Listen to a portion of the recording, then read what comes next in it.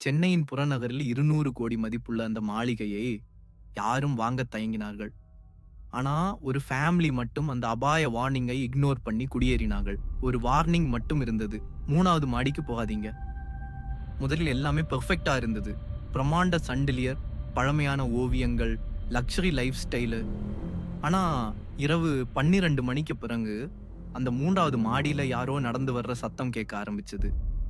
ஒரு இரவு வீட்டின் இளையவள் அந்த சத்தத்துக்கு பின் 3வது மாடிக்கு போனாள். கதவு திறக்கப்பட்டது. உள்ளே எதுவும் இல்லை.